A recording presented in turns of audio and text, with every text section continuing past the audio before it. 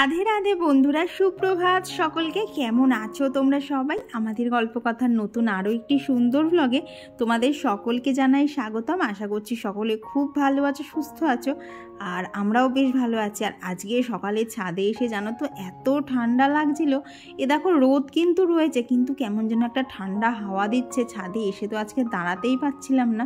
তো ওইদিকে একটু হাঁটাচলা করে এদিকে গাছপালাগুলোই দেখে নিলাম কীরকম ফুল ফুটেছে। তো আর একটা জিনিস তোমাদের সাথে শেয়ার করা, সেটা হচ্ছে এই গাছটা, এটার নাম আমি জানি না।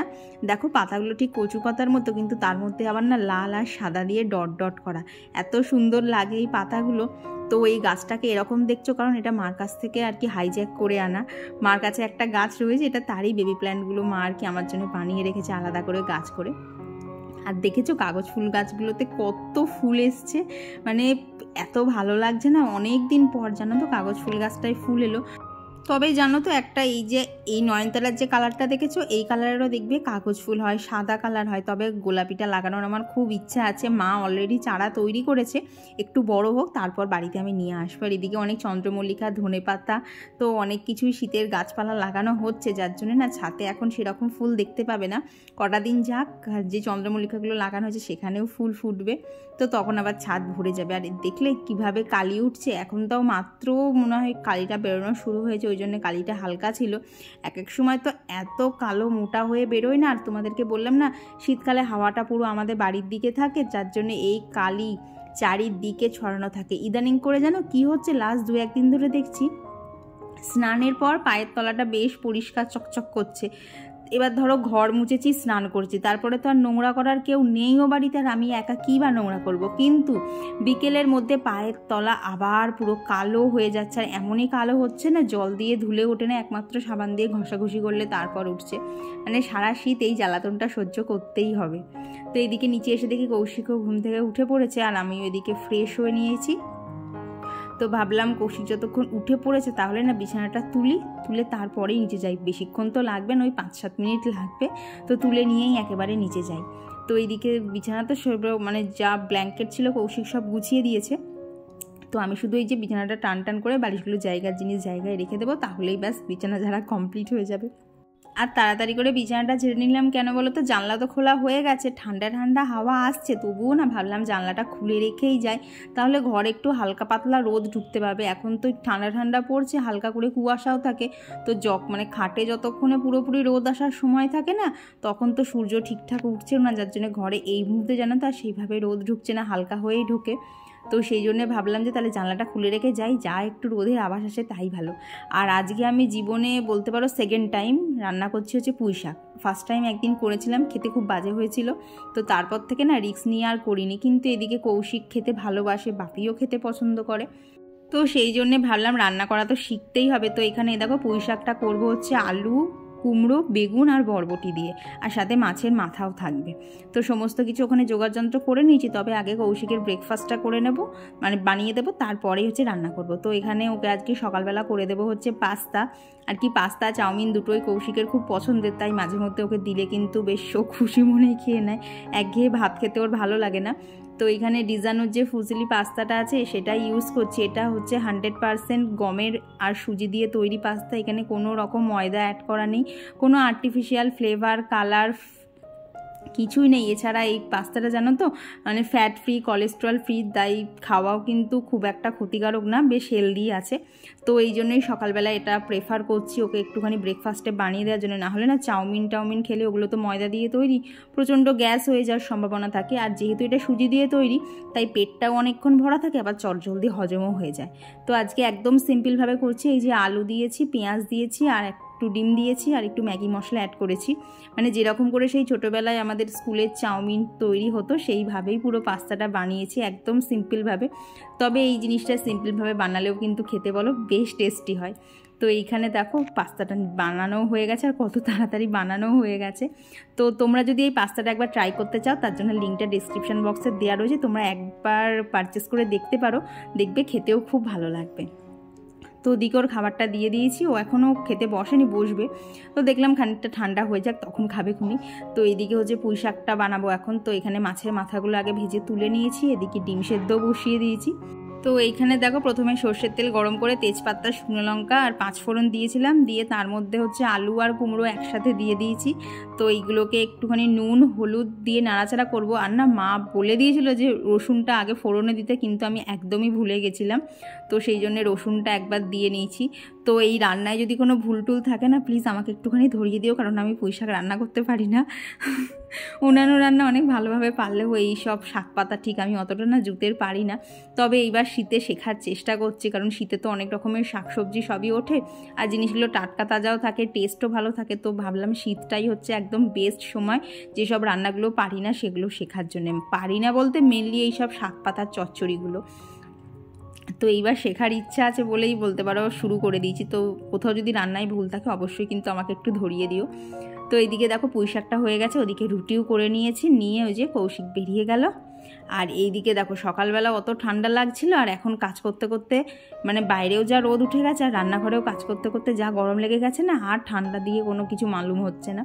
তো এইদিকে দেখছি অভিও এসছে, আর এই দেখো আমাদের যে বড় টুলটা আছে না, এই টুলটাকেও মই মনে করেছে, দিয়ে এই টুলটা ধরে একা একা উঠছে আর একা একা নামছে। তো বাপি আবার সাইড দিয়ে ধরে আছে, কারণ বাচ্চা মানুষ তো বেকায়দা যদি টুলটাকে নিয়ে সাথে করে পড়ে তো ওকে তো আর খুঁজে পাওয়া যাবে না।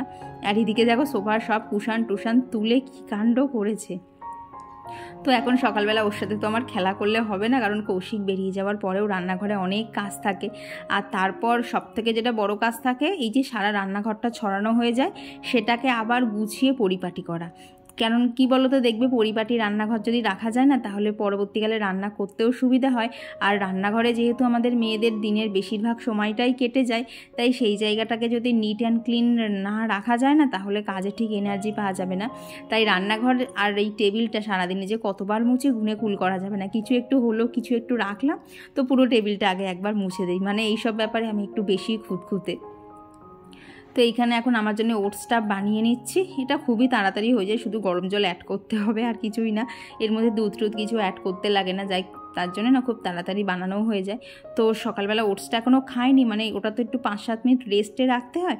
তো ওটসটা নিয়ে না একেবারে ওপরে চলে এসেছিলাম, যে ওপরে যাই গিয়ে একটু কাজ টাজ করে করতে করতে এক ফাঁকে খেয়ে নেব। কিন্তু সেই এক ফাঁক যে কত পরে এসেছিল, মানে কাজ করতে করতে আমি এক প্রকার ভুলেই গেছিলাম যে আমি খাবারটা ওপরে নিয়ে এসেছি, আমাকে খেতে হবে। ইভেন জানো এই এতক্ষণ সকাল থেকে কাজ করেছি আমার একটু খিদে পর্যন্ত পাইনি। এইটাই হয়, দেখবে কাজ করতে করতে আমরা মেয়েরা কিন্তু খাওয়ার কথাই ভুলে যাই। তো এইখানে অনেকগুলো জামা কাপড় ছিল, সো সেগুলো গোছানো হয়ে গেছে। আর এদিকে কিছু জামা টামা রয়েছে, তো এইগুলোকে না একটুখানি এই যে বিছানায় রেখে গোছাতে হবে। তো যেগুলো হাতে হাতে গোছানো হয়ে যাবে সেগুলো গোছানো হয়ে গেছে, এখন বাদ বাকিগুলো গোছাচ্ছি। আর জানো তো যে কটা আমাকে আর কি হাত কাটা নাইটি পরতে দেখতে সমস্ত জানো তো তুলে দিয়েছি, কারণ হাত কাটা নাইটিগুলো সারা গরমে পরে পরে এমনিতেই পাতলা হয়ে গেছে। আর সেগুলো যদি এখন পরছি না, ওই রাতের দিকে হলে এত ঠান্ডা লাগছে তখন মনে হচ্ছে না একটা মোটা নাইটি পরলে বেশি ভালো হতো। তো সেই জন্য না হালকা পাতলা নাইটিগুলো সব ঢুকিয়ে দিয়েছি, ওরা আবার গরমকালে বের হবে। আর শীতের যে যে জিনিসগুলো আছে সেগুলো এখনও বার করিনি, তবে মনে হচ্ছে জানো তো আগামী 2-3 সপ্তাহের মধ্যে বার করে ফেলতে হবে, কারণ এখন সারাদিনে সেরকম ঠান্ডা না থাকলেও সকালের দিকে বেশ ঠান্ডা থাকছে। তো এইদিকে দেখো বিছানার নিচে কৌশিকের দুটো শার্ট দেওয়া ছিল, কি সুন্দর আয়রন হয়ে গেছে, তো সেই দুটোকে বার করে নিয়েছি। আর এখন যেগুলো মানে গোছালাম সেগুলোকে সমস্ত বিছানার নিচে রেখে দিয়েছি। দিয়ে এই হঠাৎ করে মনে পড়লো আমি তো এখনও খাইনি, তো ভাবলাম কাজ পড়ে থাক আগে খেয়ে নিই, নাহলে আমি যদি অসুস্থ হয়ে পড়ি আমাকে দেখার কেউ থাকবে না, আমাকে আবার ছেঁচড়ে ছেঁচড়ে হলেও মা অবধি পৌঁছতে হবে। তো খেয়ে নিয়েছি, খেয়ে ভাবলাম তাহলে স্কিন কেয়ারটা করি, তারপরেই হচ্ছে বাকি কাজগুলো করব। কি বলো তো সকাল থেকে ইচ্ছা করে করিনি, জলটা এত ঠান্ডা না, জল ঘাঁটতে ইচ্ছা করছিল না। তো সেই জন্য না সকালবেলা বলতে পারো এক প্রকার আলসেমি করেই স্কিন কেয়ারটা করা হয়নি। তো দেখলাম না আর লেট করা যাবে না, কারণ নাহলে এখন যদি না করি না কাজে কাজে আবার ভুলেই যাব। তো প্রথমে টোনার অ্যাপ্লাই করে নিয়েছি, আর টোনারটা মুখে অ্যাবজর্ব হতে হতে এখানে বডি লোশনটাও অ্যাপ্লাই করে নিয়েছি। আর দেন জানো তো ওই পন্ডসের যে হাইড্রা মিরাকেল ক্রিমটা এনেছিলাম, আপাতত এটা নিয়ে আজকে সেকেন্ড দিন ইউজ করছি, তো বেশ জানো তো ভালোই লাগছে। তবে আরও কয়েকদিন ইউজ করি তারপরেই তোমাদেরকে রিভিউ দেবো, কারণ এইটা ইউজ করার পর আমার মুখে পিম্পল বেরোয় কিনা সেটাই আমি একটুখানি নোটিস করার চেষ্টা করছি। তো যদি ভালো হয় তাহলে তোমাদেরকে রেকমেন্ড করবো, নাহলে বলবো যে মানে যাদের অয়েলি স্কিন তারা নিও না। তবে এখনও অবধি আমার স্কিনে কিছু হয়নি, যার জন্য বিশ্বাসযোগ্যভাবে ইউজ করছি। আর এই দেখো রিসেন্ট মা এই ইয়াররিংসগুলো না আমাকে কিনে দিয়েছে। দেখো কি সুন্দর দেখতে না, ছোট্টর মধ্যে মানে ঝুমকা, কিন্তু ডিজাইনটা বেশ ইউনিক লেগেছে। তো সেই জন্য মাও নিজের জন্য জিনিস কিনতে গেছিলো, এটা দেখার সাথে সাথে আবার দেখছি আমার জন্য কিনে নিয়ে এসছে। এত পছন্দ হয়েছে না, তো সেই জন্য ভাবলাম তোমাদের সাথে একটু শেয়ারই করি। তো এইখানে যে জামা কাপড়গুলো আর কি তুলে দেবো, যেগুলো আর কি রাখবোই না, আবার সব গরমকালে বেরোবে, তো সেগুলোকে আর কি ভেতরের দিকে দেখো একদম ঢুকিয়ে দিয়েছি, কারণ সামনের দিকে যে জামাগুলো থাকে না সেগুলো হচ্ছে ডেলি ইউজের থাকে।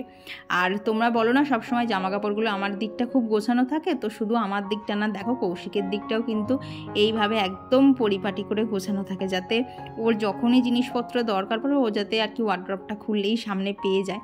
আর দেখবে এরকম কিন্তু পরিপাটি জিনিসপত্র গুছিয়ে রাখা থাকলে না দেখতেও খুব সুন্দর লাগে, মানে কাজ করে একটা শান্তি লাগে, মনের মধ্যে একটা শান্তি কাজ করে না, সারাদিনে এত খাটাখাটনি এত কাজ করা সার্থক হয়েছে, চারিদিকটা একদম টিপটপ থাকে। তো আজকে ঘরটা বেশি ডাস্টিং করবো না, শুধু এই দিকের ওয়ার্ড্রপের সাইডে যে র্যাকগুলো আছে এগুলো একটু করে নেবো, আর আয়নাটাই করবো, কারণ আজকে না সম্পূর্ণটা ওই যে দিকটা দেখো আর কি সোফা রাখা আছে ওই দিকটাতেই ভালো করে পরিষ্কার করতে হবে। কালকে সন্ধেবেলা দেখি দেয়ালে জানো তো কীরকম একটা ধুলো বসেছে, খালি চোখে কিন্তু দেখা যাচ্ছে না, কিন্তু রাত্রের দিকে আর কি লাইট জ্বালে না তখন বোঝা যাচ্ছে হালকা হালকা মাকড়সা ঝুল হয়েছে। ওই এক ধরনের দেখবে পাতলা পাতলা মাকড়সা থাকে, ওদের পাগুলো ঠিক সেই কি বলবো দেখা যায় না, কিন্তু খুব তাড়াতাড়ি ওরা ছোটে। তো সেই মাকড়সা দেখছি তো ওপর দিকটা পুরো ভরে গেছিলো, তো সেটাও ভালো করে একদম সব পরিষ্কার করে নিয়েছি। সেই পুজোর সময় করেছিলাম, কবে বলো তো পুজো গেছে, তাও পুজোর সময় বলতে পুজোর আগে করেছিলাম। আর কি চলে মানে মাকড়সাগুলো মহানন্দে আমার বাড়িটাকে নিজেদের বাড়ি মনে করেছে, তো সেইগুলোকে সব তাড়ালাম, তাড়িয়ে এবার নিচের দিকে যে ধুলো পড়েছিল সেগুলোকেও ভালোভাবে পরিষ্কার করে নিচ্ছি। দিয়ে এখন এই যে এদিকে সোফাটাও করে নিতে হবে, কারণ এই যে ঝুল ঝাড়ছি নিচে তো টুকটাক পড়তেই থাকে, তো সেগুলোকেও পরিষ্কার করে নেব। তো চলো এবার তোমাদের সাথে কিছু কমেন্ট শেয়ার করি। তো আমার গত ভিডিওতে চন্দ্রা সাহা দিদিভাই লিখেছো যে তোমরা কার দেখতে যাচ্ছ, না গো দিদিভাই এখনও সে ক্ষমতা হয়নি, তবে তুমি আশীর্বাদ করো যাতে শেষ জীবনে হলেও একটা গাড়ি কিনতে পারি। দেখো মানুষের শখ থাকে তো, কিন্তু সব শখ তো আর আমাদের সাধ্যের মধ্যে থাকে না, তবে তোমরা আশীর্বাদ করো যাতে আমি শেষ জীবনে হলেও একটা গাড়ি কিনতে পারি।